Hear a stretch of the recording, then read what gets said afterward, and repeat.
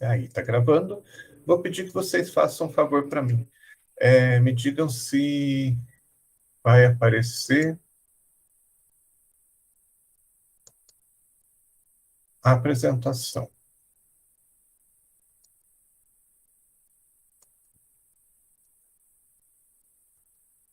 Sim, Desapareceu, né? Porque eu acabei de apagar sem querer. Deixa eu abrir de novo.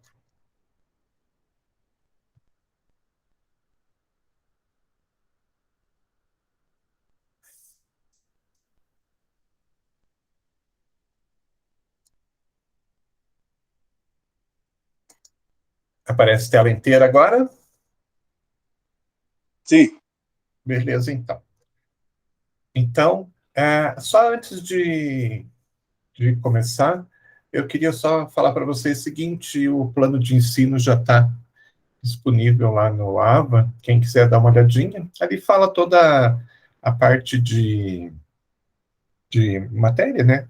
O que a gente vai estudar, tem as bibliografias que tem na faculdade, ou mesmo na biblioteca virtual, então todo aquele material que tem está lá.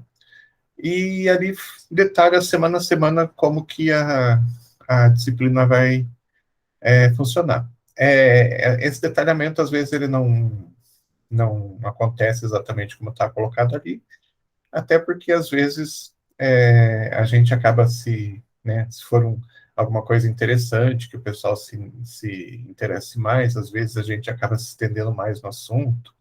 Então, nem sempre vai acontecer exatamente naquele formato de semana a semana. E as provas estão colocadas ali já, o formato, elas vão ser duas provas.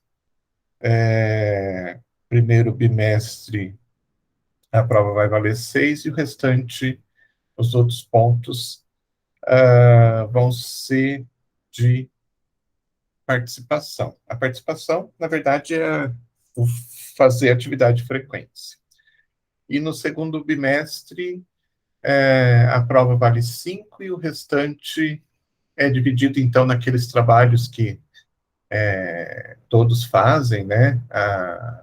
Eu nunca sei o nome, a atividade integradora, a prova multidisciplinar, e o que sobrar, vocês sabem, né, os valores certinho, o que sobrar também vão ser notas de participação lá nas atividades de frequência. A gente não tem prática, então fica só nessas questões teóricas. Entrou alguém, eu vou ter que sair daqui para abrir lá para.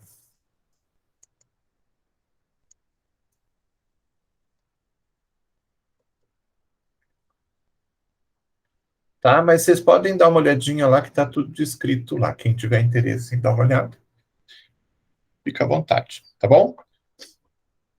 Vou voltar a falar de história. A gente parou, na verdade, na metade da história na aula passada, né?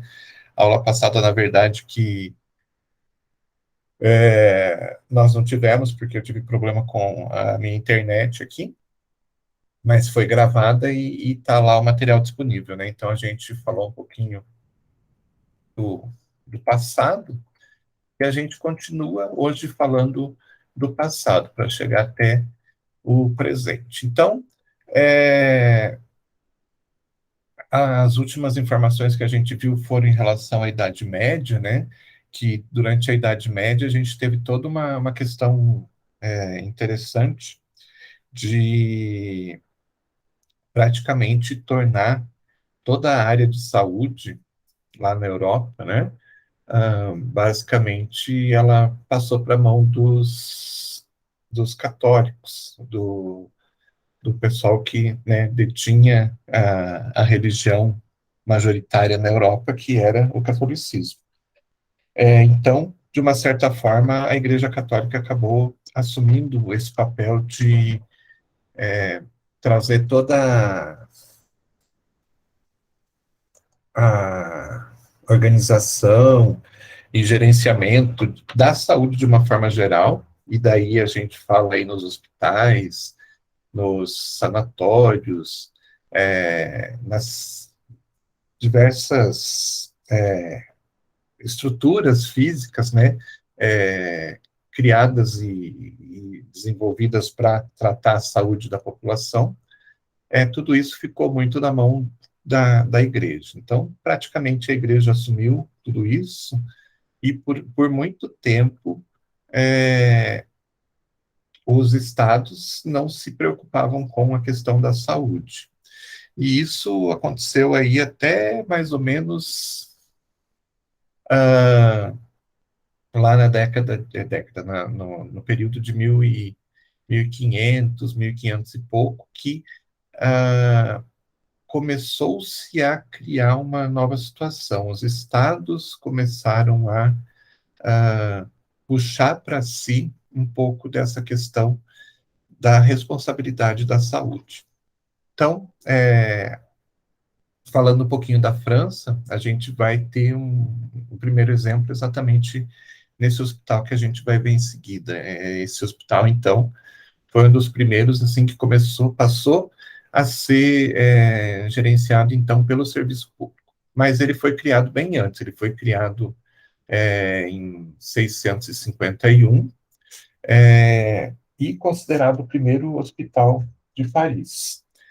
Como eu comentei na aula passada, né, muitos hospitais ainda hoje lá na França, eles são conhecidos como hotéis, né, pelo nome, não pela, mas então pela origem da palavra, né? Então, o primeiro e mais importante, né, foi o Hotel Dieu, fundado em 651. E ele existe até hoje. Se eu conseguir, depois eu mostro para vocês uma coisa mais recente. Mas ele foi construído, então, de acordo com o tipo de construção que existia na época. Depois ele foi sendo reformado, porque várias vezes ele sofreu com incêndios, então foram vários. E o que aconteceu foi que ele sempre foi sendo reconstruído, mas sempre dentro da, do conhecimento arquitetônico da época que ele foi reconstruído. Então, foi fundado lá em 651, com um tipo de estrutura que era a estrutura, né, que as pessoas sabiam fazer na época. Pegou fogo, né, foi reconstruído com o conhecimento que tinha na época desse incêndio e assim por diante. A cada incêndio eles acabavam reconstruindo e, de uma certa forma, utilizando as técnicas que eles conheciam na época. Técnicas para a construção de casas, de palácios, de qualquer tipo de construção da época. Não existia uma preocupação, né, pelo fato de ser um hospital, em ter algum tipo de construção diferenciada, uma construção que fosse voltada para o ambiente hospitalar. Então, eram grandes construções, mas com características semelhantes a qualquer outra construção. Então, se vocês pensarem, né, digamos aí o último incêndio, 1772, 1700 e pouco, né, então as construções eram amplas, grandes, altas, tudo mais, porém careciam de várias coisas que hoje a gente tem nos hospitais, né? A gente vai ver até uns desenhos, umas fotos mais para frente, para vocês terem um pouquinho de noção. Então, começaram a perceber, né, depois de vários incêndios, que alguma coisa tinha de errada. E então, nesse último incêndio de 1772, começaram os construtores, engenheiros e arquitetos começaram a pensar que talvez alguma coisa não tivesse muito certa, né?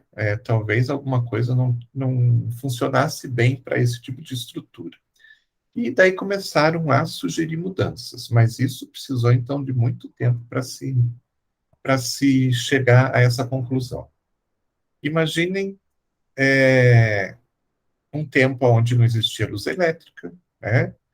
É, então, por isso, muitas vezes, incêndios aconteceram dentro desse hospital.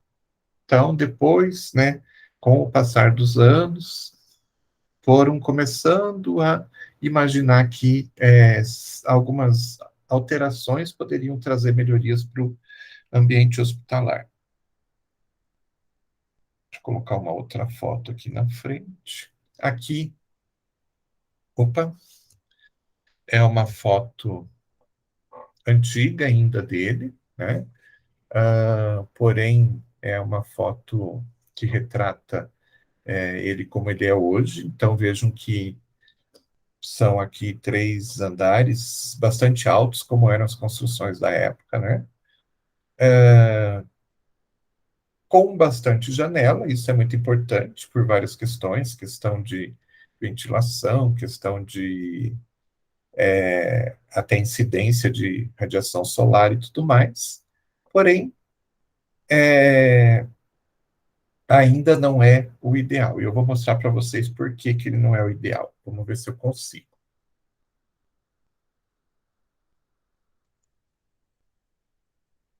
Só um minutinho aí.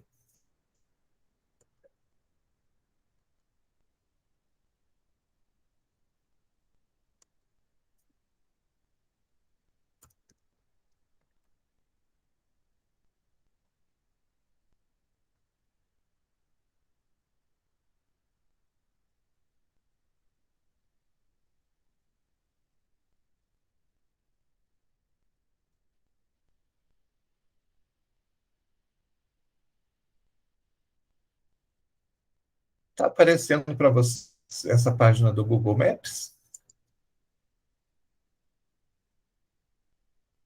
Sim. Sim. Então, vocês estão conseguindo ver aqui o indicativo. Deixa eu aumentar mais.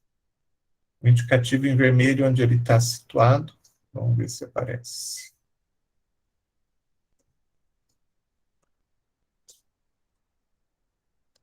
Quando ele foi construído, ele foi um hospital que foi construído totalmente fora da cidade. Hoje, obviamente, né, a cidade cresceu muito e ele está totalmente dentro da cidade. Deixa eu colocar na foto.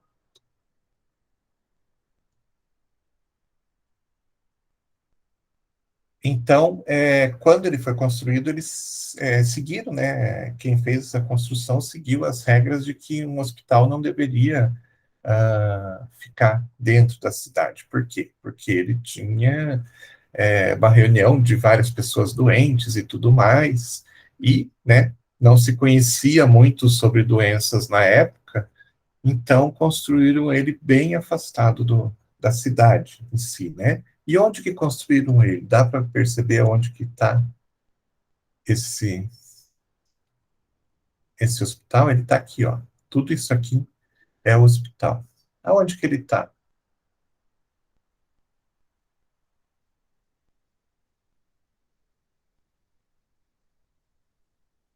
Ele está numa ilha, não está?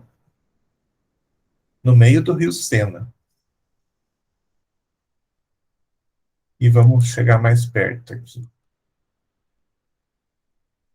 Aqui é a Catedral de Notre Dame, é aquela que pegou fogo, praticamente na frente. E se vocês prestarem um pouquinho de atenção, aqui é toda a construção, ele é uma construção bastante grande, né? Cheia de pavilhões e tudo mais. E aqui hoje existe uma rua, né, atrás, mas ele praticamente dava de fundos direto com o rio. Então imagine, principalmente nessa parte final aqui, o tanto de umidade que devia passar do rio pro hospital. Então, imaginem que um hospital cheio de umidade, né, criar fungos, bolor, talvez não seja a coisa mais adequada, né? Hoje, com certeza, eles têm vários mecanismos, né, para evitar essa umidade que provavelmente continua tentando entrar dentro do hospital, mas na época não existia nada. Então, provavelmente o hospital era bastante úmido também, além, né, de várias outras coisas que, se a gente for avaliar hoje, com os olhos de quem vê os hospitais hoje, ele não poderia jamais ser um hospital. Então, só para vocês entenderem, ele foi construído totalmente fora da cidade, mas, com o passar do tempo, ele acabou por ser incorporado à cidade. Hoje ele está no meio da cidade. E tem vários hospitais aqui, tem um outro Hospital dos Inválidos, não sei o quê, que também o nome dele é como hotel, né? Mas, enfim, eu queria só que vocês vissem, né, que ele está dentro de uma ilha, bem próximo da margem do rio, e isso também é uma situação que faz com que, hoje, né, na hora de construir um hospital, se pense duas vezes, né? Será que vamos conseguir manter o ambiente seco o suficiente, né, se ele estiver na beira de um rio? Mas na época não existia esse tipo de pensamento, né? Então, voltando aqui, então, a parte externa continua muito parecida com essa foto. Vocês estão vendo a foto, né?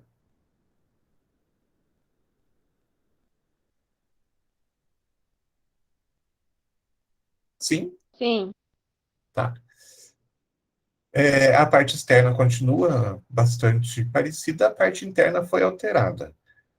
Claro, né, ela foi adequada para os dias de hoje. Aqui tem um desenho de uma enfermaria dentro de um hospital da época. Vejam algumas coisas que talvez hoje, talvez não, com certeza hoje a gente não teria dentro de um hospital, dentro de uma enfermaria de um hospital. Tipo o jogo dos 7 erros. Que erros que vocês encontram aqui, né, em relação ao que vocês entendem que um hospital tenha que ter hoje? Alguém me diz?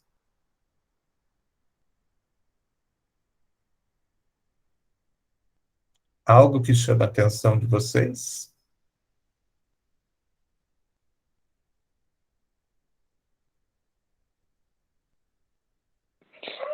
Ali estão no mesmo leito, professor? Sim, 2 pessoas na mesma cama. Não é absurdo? Mas na época era assim. Eles não sabiam de transmissão, de contágio, nada disso, né? Não existia esse conhecimento. Então, para eles era uma coisa normal, mas hoje em dia nem pensar, né? Esse desenho é de uma enfermaria é, a- aqui em Curitiba, é um pouco mais recente, claro, mas a gente tem a Santa Casa ali na Praça Rui Barbosa, que ela tinha enfermarias gigantescas, assim. É, quando eu estava fazendo faculdade, eu estagiei lá, e as enfermarias, elas tinham aqui umas 10, 12 camas. Então, hoje a gente já não tem mais essa situação, né, de enfermarias grandes, assim, geralmente 2, 3 pessoas no máximo numa enfermaria. Porém, até há pouco tempo atrás, as enfermarias podiam abrigar aí 10, 12 pessoas. Claro que com uma distância grande e tudo mais, porém, ainda era permitido. Então, as coisas vão mudando com o passar do tempo, às vezes demoram bastante, né? Mas cada vez mais a gente está aí com um ambiente completamente diferente desse. Que mais que chama a atenção de vocês?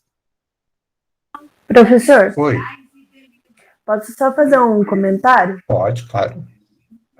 Em questão das enfermarias, a única que eu vi assim, recentemente que está com 2 pessoas devido à pandemia é quem pega Covid, né? Óbvio. Sim, sim. Mas a maioria das enfermarias fica em 4 no quarto e num total ali de 15 a 20 pessoas no setor, entendeu? Aham, Então, no máximo 4, dependendo do tamanho do quarto e tudo, e aham. 20 no setor.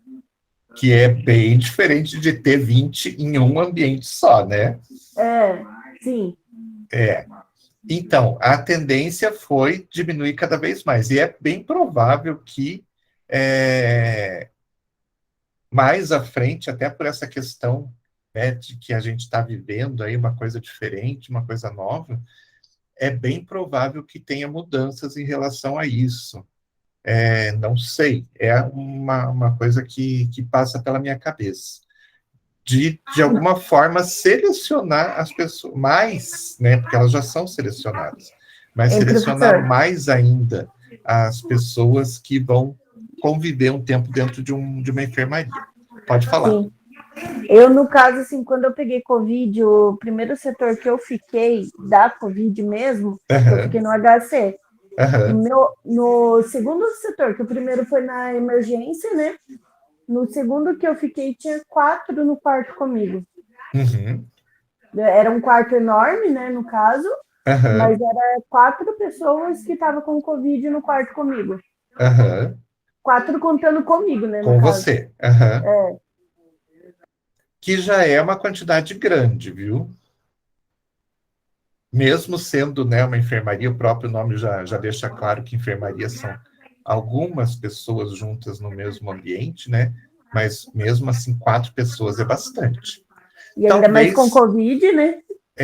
talvez até seja por isso que tinham 4 pessoas, porque não sei se você pegou na pior época que estava faltando leito e eles tiveram que, de repente, aumentar a capacidade e tudo mais, mas o ideal é que sejam 2 a 3, no Graças a máximo. Deus eu peguei quando não foi o pico, eu peguei em outubro. Aham. Ah, lá no começo, quer dizer, É, começo no não, final, né? no meio, vamos No dizer meio, é assim. verdade, mas não na pior fase. É, mas imagina se fosse essa situação que a gente tem aí, né? Pessoas na mesma cama, né? Mas, na verdade, assim, eles não sabiam, né? Eles não tinham noção de contaminação, não tinham noção de contágio de uma pessoa para outra. Microorganismo nem se falava, né? Então, eles faziam o que era mais próximo do que eles achavam que era o correto, né? Mas hoje a gente sabe que não tem nada de correto, mas é uma experiência, né, que foi sendo melhorada com o tempo. Que mais que vocês veem aqui que pode ser assim? Hoje é impossível da gente ver dentro de um hospital, dentro de uma enfermaria ou um quarto de hospital. Eu achei estranho ali na primeira imagem as duas que estão no chão mexendo com alguma coisa. Aham. O que será que elas estão fazendo ali?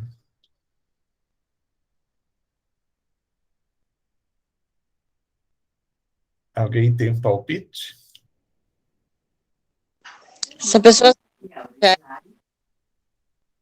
Oi, não deu para ouvir, cortou. são pessoas que já mortas, né? Elas estão arrumando o corpo ali. Exatamente, elas estão embalando, né, as pessoas que morreram dentro do quarto, tranquilo, assim, né? Hoje também, né? Não se faz isso, não se pensa nisso. Mas na época também era o que tinha, né? Que mais? A própria estrutura, né? Vocês vejam, tem é, aqui algumas estátuas nas colunas, né? As colunas são cheias de reentrância, as paredes têm um monte de reentrância. Nada disso hoje é permitido, né? Os hospitais de hoje, eles são totalmente assépticos, né? Eles têm que ser de fácil limpeza e fácil desinfecção. Então, o que a gente vê hoje nos hospitais? As paredes são laváveis, o piso é lavável, o próprio mobiliário ele tem que ser facilmente lavável, né? Ele não pode ter um monte de rebuscado, nada, porque nesses rebuscados, nessas desenhos e tudo mais, acaba se depositando sujeira, contaminação. Então é tudo muito liso, é tudo muito fácil de limpar, é tudo muito tranquilo para fazer a limpeza, né? E aqui não, aqui a gente tem lá aquelas estátuas que devem acumular um pó gigante. Não aparece aqui, mas a iluminação ainda era iluminação com vela, então isso faz com que aquela fumaça preta da vela também acabe se grudando nas paredes, no teto, né? Então, nada, na verdade, disso hoje é permitido, mas na época era o que tinha. Deixa eu colocar um outro desenho aqui para vocês darem mais uma olhadinha, uma outra representação. Aqui, opa, aqui, se eu não me engano, é um hospital da Alemanha. Vejam só, uma cama do lado da outra, várias pessoas no mesmo ambiente, né? O mesmo tipo de rebuscado lá nas colunas, a mesma coisa de se embalar o morto ali na frente dos outros. Então, vejam como a gente teve uma mudança bastante grande. Mas isso demorou muito, né? Precisou vários incêndios nesse local, nesse hospital, para que se começasse a pensar em fazer alguma forma diferente que trouxesse mais segurança para o ambiente físico e segurança para os pacientes também. Então, a partir de um determinado momento, que foi essa última reconstrução grande, né, depois desse último incêndio, os arquitetos e engenheiros que eram responsáveis por trabalhar com essas obras hospitalares começaram a criar algumas.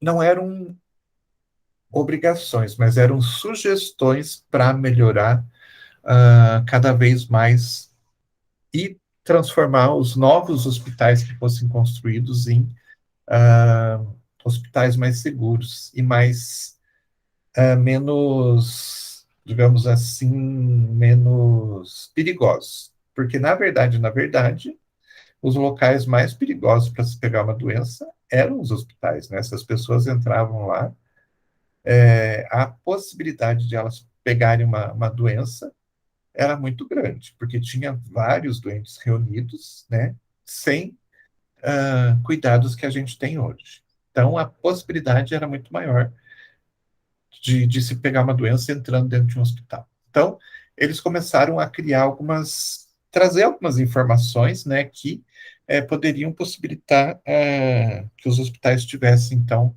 uma segurança maior para os pacientes, para os visitantes, para os trabalhadores e para a própria estrutura física mesmo. Então, aqui eu vou listar algumas coisinhas só para vocês terem alguma ideia. O hospital deve se situar-se sempre que possível fora das cidades, em terreno seco e salubre. E eu acho que meio que baseado na própria questão desse hospital, né, perceberam que o terreno úmido poderia trazer umidade, poderia trazer problemas para o ambiente, né? Então, a primeira sugestão já está falando de onde colocar esse hospital. Não se deve colocar, então, num ambiente o próprio terreno não seja favorável.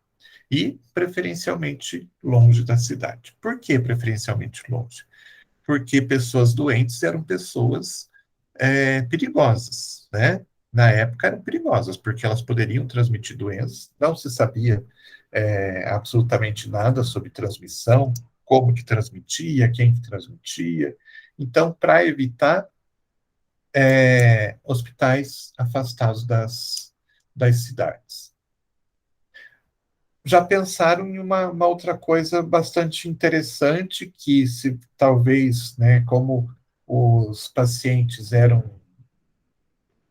que estavam doentes, eles poderiam transmitir de alguma forma aquela doença que eles estavam, o ideal seria ter aí, para cada leito, então, uma área no entorno assim, de aproximadamente 100 a 150 metros quadrados, né? Que é uma área bastante grande.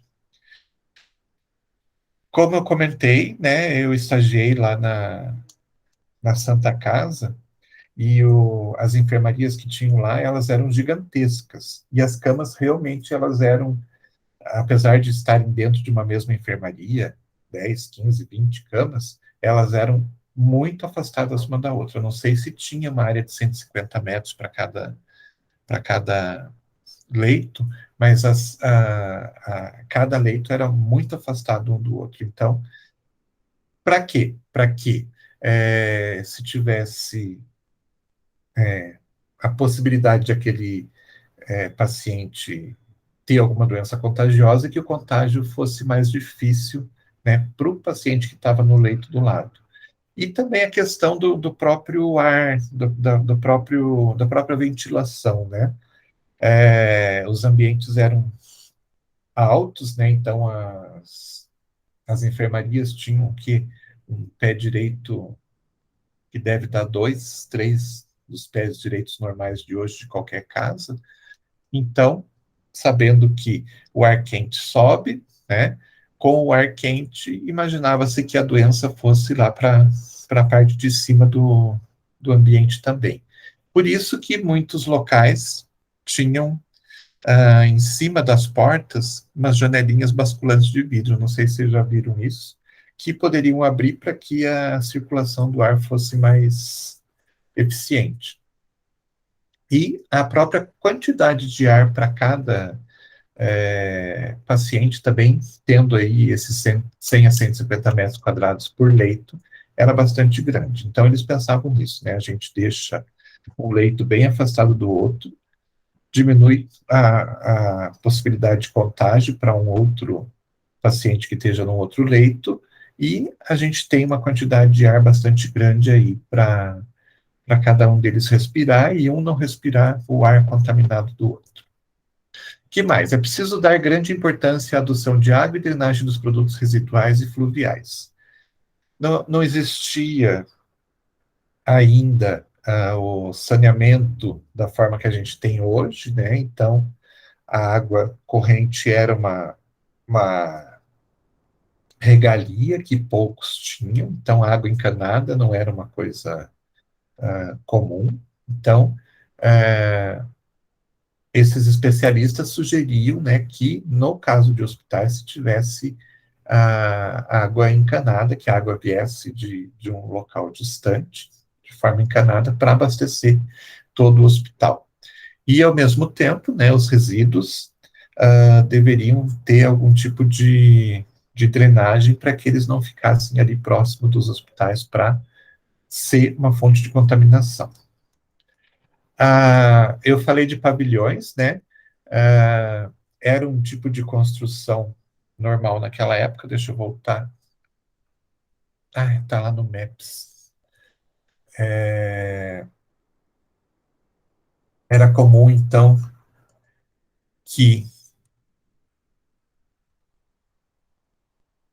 tá aparecendo o Maps de volta para vocês?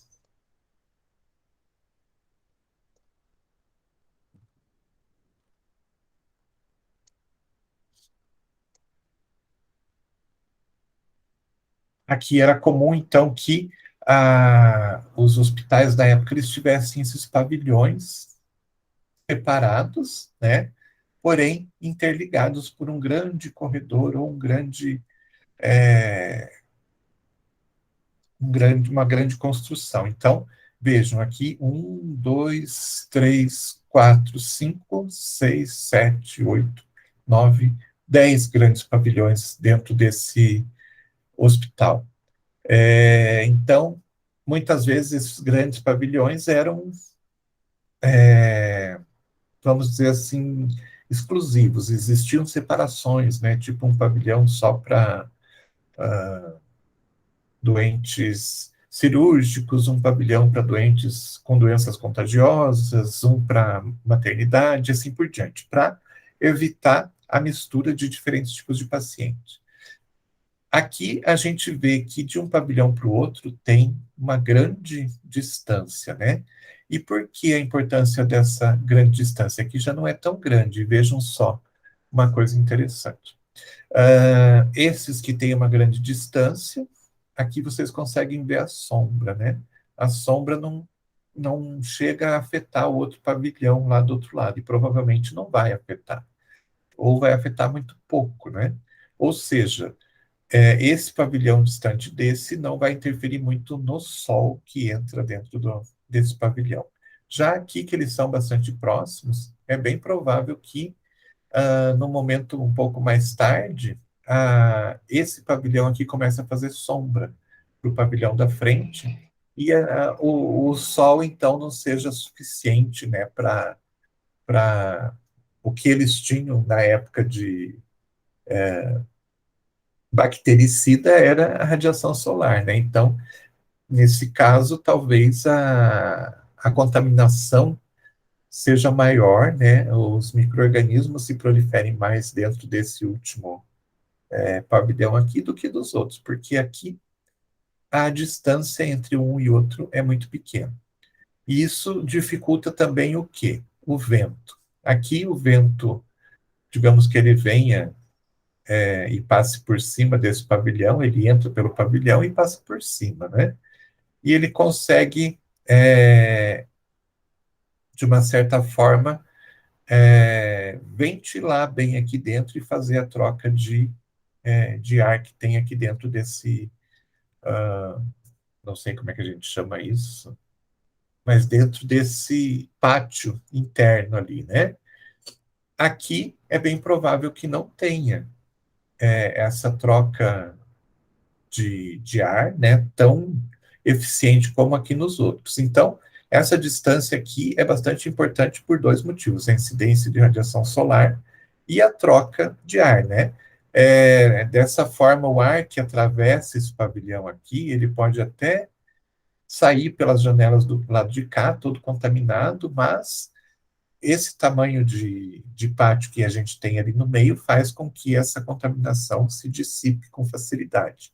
Já nesse caso aqui, que eles estão muito próximos, é bem possível que o ar atravesse, né, venha daqui, passe por dentro de todo o pavilhão, e aqui ele não tenha tempo de se dispersar, e ele consiga, então, atravessar, entrar para dentro desse pavilhão e, de repente, levar a contaminação lá para dentro. Não sei se ficou claro isso.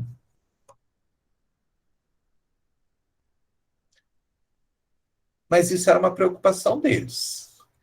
Então, eles falavam naquela época: os pavilhões devem ser paralelos e orientados de modo mais vantajoso, tendo em conta o clima e a direção dos ventos reinantes. Ou seja, os pavilhões tinham que ser construídos de forma a aproveitar a ventilação e a incidência de radiação solar o melhor possível, né? Devem ser separados entre si por pátios que tenham amplitude de 1,5 vezes a altura do pavilhão. Então, se o pavilhão tivesse lá 10 metros de altura, o pátio deveria ter, para que ele pudesse fazer aquela circulação de ar e permitir que o sol incidisse lá no outro pavilhão sem atrapalhar a incidência de radiação, tinha que ter 1,5 vezes a altura do pavilhão. Então, se o pavilhão tivesse 10 metros, o pátio deveria ter 15 metros, ok? Entre os pavilhões devem existir avenidas ou jardins. Então, ficam aqueles buracos no meio dos pavilhões. O ideal é que se tivesse, então, jardim ou local para passear, para se andar, para se caminhar, para que os pacientes que estivessem dentro dos pavilhões e conseguissem olhar para fora tivessem uma visão boa, né? De repente você está dentro de um hospital e vê a visão que você tem de um lugar todo sujo, todo mal cuidado, isso faz com que você, não que você vá se sentir mal, né, mas se você vê uma coisa bonita, isso vai até ajudar você a ficar mais forte para sair mais cedo do hospital. Serviços que possam ser causa de infecções devem ser colocados de maneira que os ventos não conduzam as emanações às enfermarias.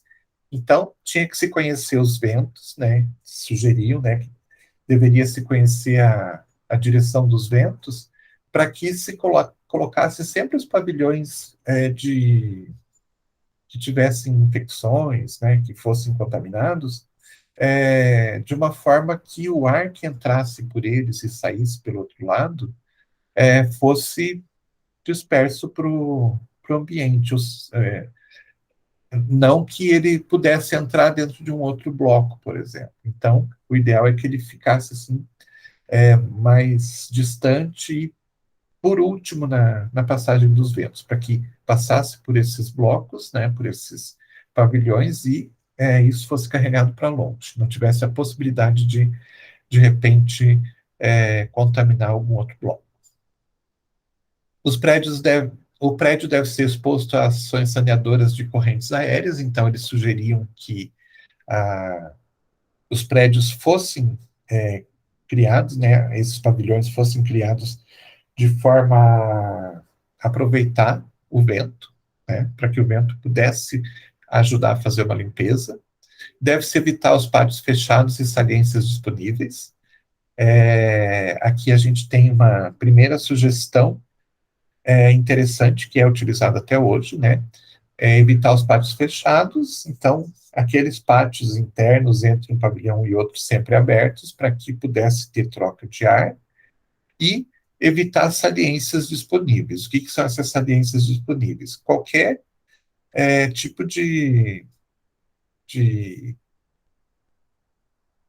sei lá, desenho, qualquer tipo de estrutura que tivesse algum tipo de saliência, alguma coisa.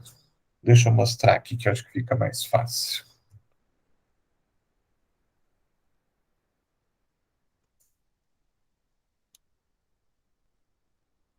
Aqui, por exemplo, a gente tem, dentro dessas construções, todas esses desenhos, né, arquitetônicos aqui são pedras com ranhuras e tudo mais. Tudo isso é local de contaminação, onde pode, de repente, começar a se acumular sujeira. Isso aqui é um tipo de saliência, né? Tudo isso pode acumular sujeira e ser fonte de contaminação. Então, o que basicamente eles queriam dizer? Que tudo fosse muito reto, muito fácil de limpar, sem absolutamente nada que viesse a interferir numa boa limpeza. Tanto que o que a gente tem hoje nos hospitais? São superfícies planas, superfícies retas, sem saliência, sem reentrância, sem nada, para que realmente seja fácil a limpeza e a manutenção de tudo, né? E mais, deve ser evitada a superposição de enfermarias. Então, como eles não sabiam exatamente como que ocorria a contaminação, a transmissão das doenças, eles imaginavam o seguinte: um indivíduo que está com uma doença contagiosa, por exemplo, né, e que a gente não sabe como que ocorre o contágio, de repente ele está numa enfermaria, e como a gente sabe que o ar sobe, é bem possível que a doença suba com o ar. Era o pensamento deles, né? Eles não sabiam, não conheciam o micro-organismo, mas então eles imaginavam que a doença subiria com o ar quente da mesma forma que o ar quente da respiração iria subir pelas próprias questões da física, né? Então, devia se evitar ter enfermarias uma em cima da outra. Então, no andar ter uma enfermaria e no andar de cima, na mesma posição, ter uma outra enfermaria, porque eles tinham medo, então, que se de repente tivesse doentes com possibilidade de contágio na parte de baixo, pela própria temperatura do ar, né, o ar mais quente subindo, isso chegasse do andar superior e levasse os pacientes da enfermaria do andar de cima a ficarem contaminados também.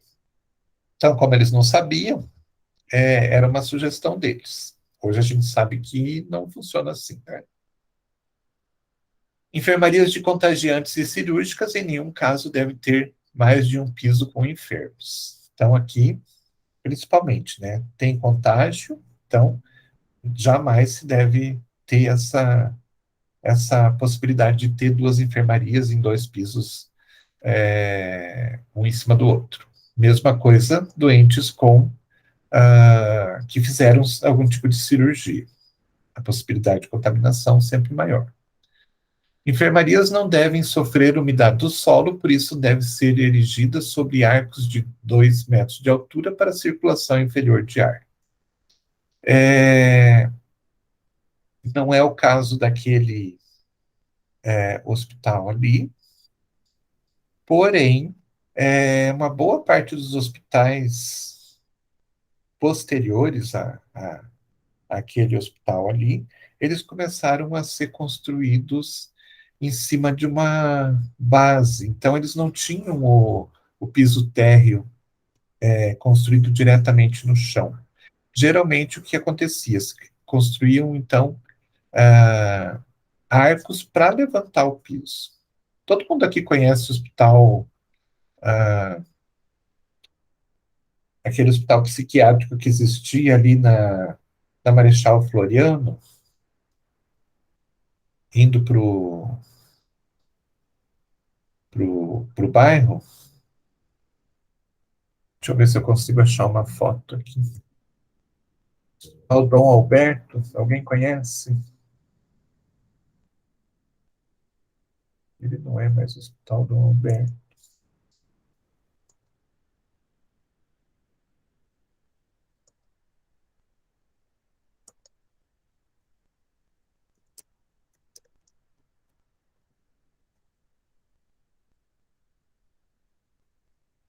Se parece alguma coisa.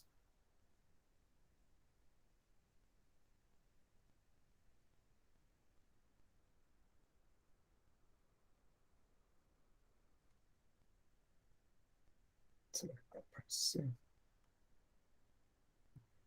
Acho que não.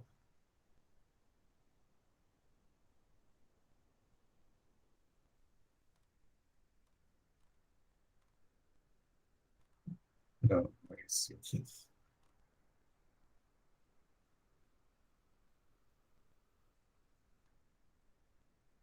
Não, não vai aparecer.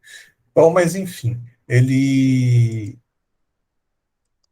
é um exemplo bastante típico disso. É um hospital que ele não foi construído com o piso térreo diretamente em cima da terra. Ele foi construído com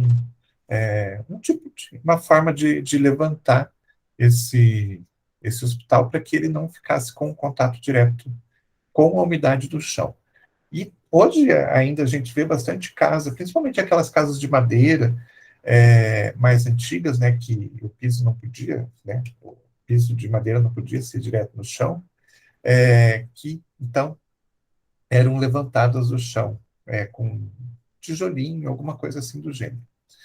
Então, se sugeria isso para evitar então que a umidade do ar pudesse então subir, né, para o piso e deixar o ambiente todo úmido. Dessa forma, evitava-se a umidade e, por consequência, a proliferação de fungos e bolor e tudo mais. Superfícies exteriores devem ser submetidas quanto mais possível à ação saneadora do ar. Então, tudo, né, de superfície externa deveria ficar o máximo possível à disposição, vamos dizer assim, de ventilação, para evitar partes mais úmidas que pudessem transmitir umidade para dentro dos ambientes e tudo mais. Professor? Oi. Esse hospital não é hoje o Única? Não sei. Porque a clínica Única é na Marechal Floriano Peixoto. É a esquina ali com o final da Kennedy? Acredito que é sim. Então, eu vi aqui eu vi que o endereço é Marechal Floriano Peixoto, não vi se é com esquina. Uhum. Então pode ser. Na verdade, assim, quem passar ali na frente um dia, dê uma olhadinha nessa parte mais antiga do hospital, que é a que está de frente para Marechal Floriano. Vocês veem a entrada e tem uma escada para entrar no térreo. A parte de baixo era toda aberta, né, para que tivesse ventilação. Com o passar do tempo, eles fecharam e fizeram tipo um porão. mas ele era o exemplo assim perfeito. A, a parte principal do hospital era levantada exatamente para não ter essa umidade passando para o piso do hospital mesmo. Depois eles acabaram, né, fechando. Hoje a gente tem aí técnicas para evitar que essa umidade passe, se tem super, substâncias que selam o piso e tudo mais, mas na época não tinha, né? Mas não sei, eu vou dar uma olhadinha nesse Única, o nome do hospital. Isso, acabei de olhar, ele é esquina com a Kennedy mesmo. Então é esse mesmo. Que ele foi por bastante tempo, depois que ele fechou como hospital psiquiátrico, por bastante tempo ele foi de propriedade da PUC. Eles tinham várias clínicas ali. Daí eu não Na soube verdade, mais. ele tá clínica psiquiátrica e ele é do grupo da PUC ainda. Da Ele é do PUC. grupo da Santa Casa. Ele era da Santa Casa, aí a PUC acabou incorporando lá, porque é tudo a mesma coisa, né?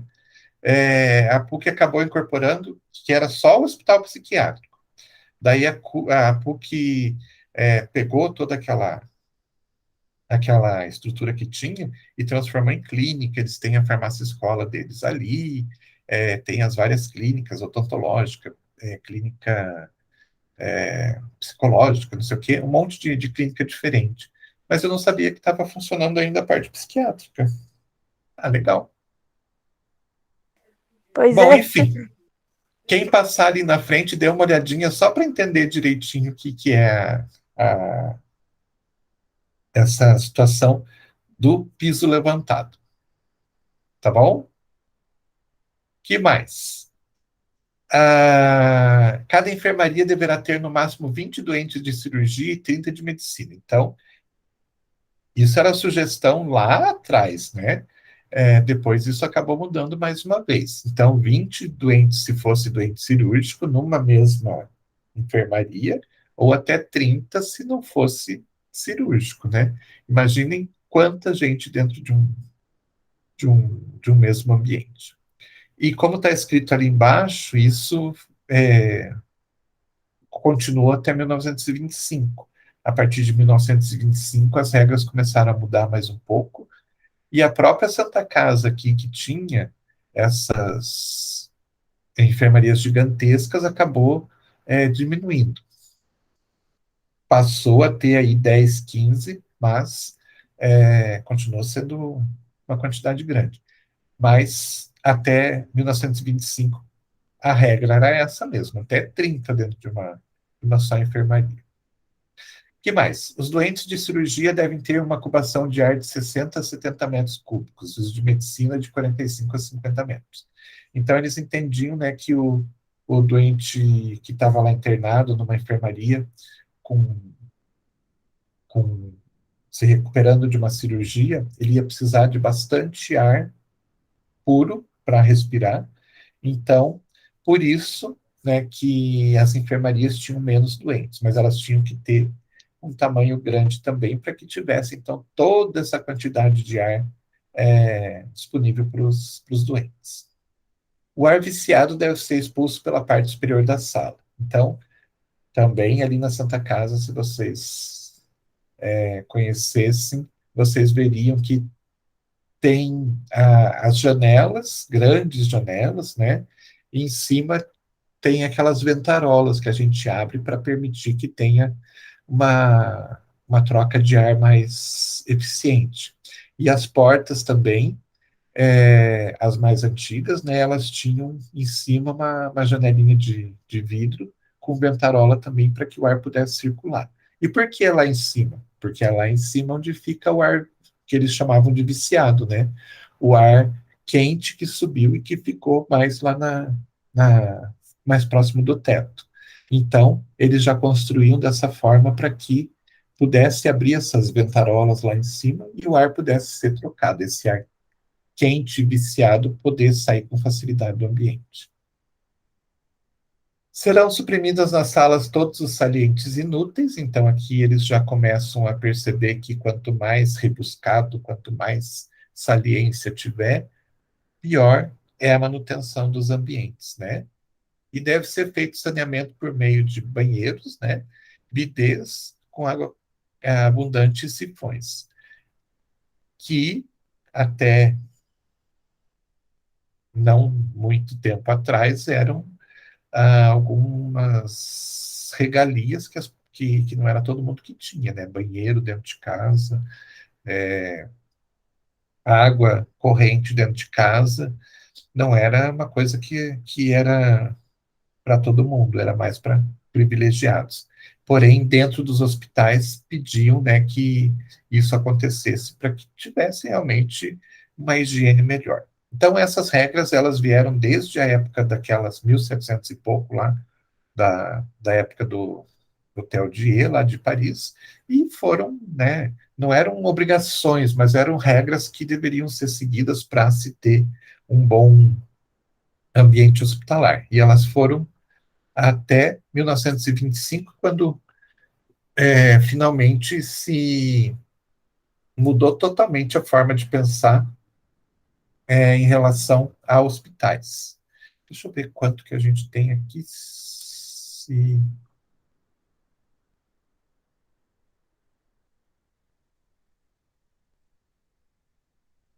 Semana que vem, então, a gente continua. É, só mais um slide aqui, só para a gente terminar. Por que que em 1925 essas regras valeram até 1925? Porque em 1925 foi criado algo completamente diferente. Então, todas aquelas regras que tinham vigentes até então, elas foram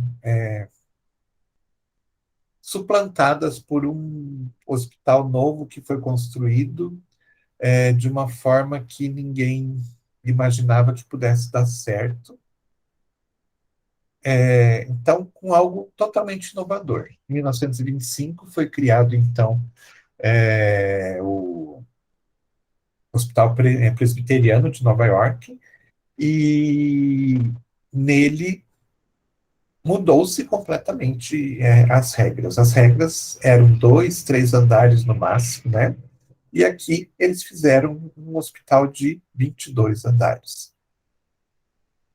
Na época, foi um escândalo, vamos dizer assim. As pessoas ficaram com medo, né, de se internar nesse hospital, porque ele era diferente, ele era um hospital vertical, diferente do que era a regra, que era um hospital horizontal, 3 andares, comprido, né? Aqui não, aqui eles construíram algo totalmente diferente. E começou a se trazer um monte de dúvidas, né? E as pessoas ficaram com dúvidas. Será que vai dar certo? Será que um monte de enfermaria, uma empilhada em cima da outra, não vai virar uma fonte de contaminação? Não vai ser um ambiente totalmente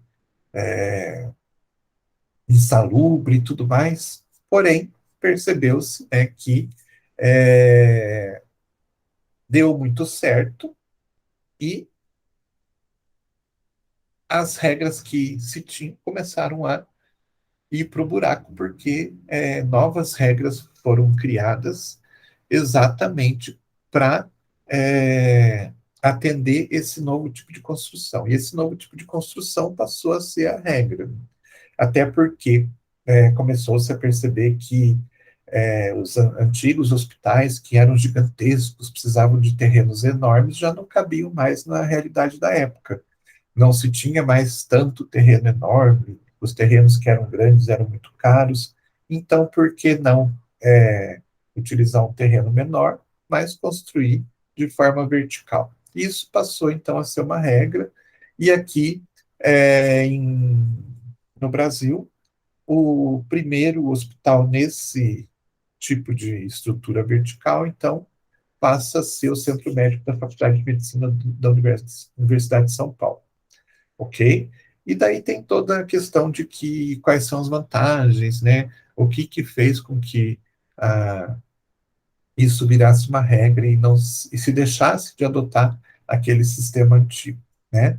Então, esse hospital presbiteriano de Nova York foi o precursor e ele mudou totalmente a maneira de pensar em relação aos hospitais. Tanto que todos os nossos hospitais hoje, com raras exceções, né, eles têm a tendência de serem verticais. Claro, a gente tem exceção, a gente tem alguns aqui em Curitiba, por exemplo, que foram até adaptados. Vamos pegar o Hospital Vitale do Batel, por exemplo, que ele começou, né, muito antigo, era uma clínica em uma casa e depois ele começaram a aumentar e assim por diante, né? Começaram a comprar terrenos, tudo mais e começaram a, digamos assim, espalhar ah, esse ainda não hospital, mas essa grande clínica que virou Hospital Vita. E depois, com o passar do tempo, eles acabaram construindo um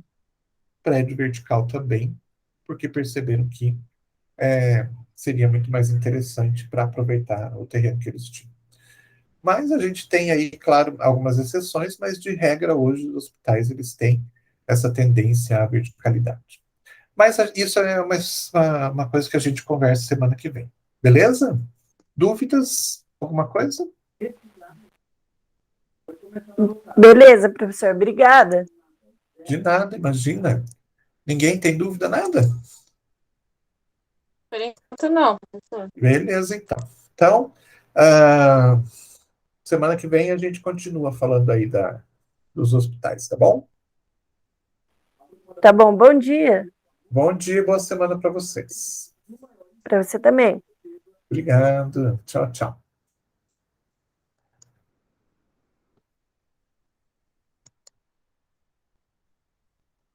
Tchau, professor. Tchau,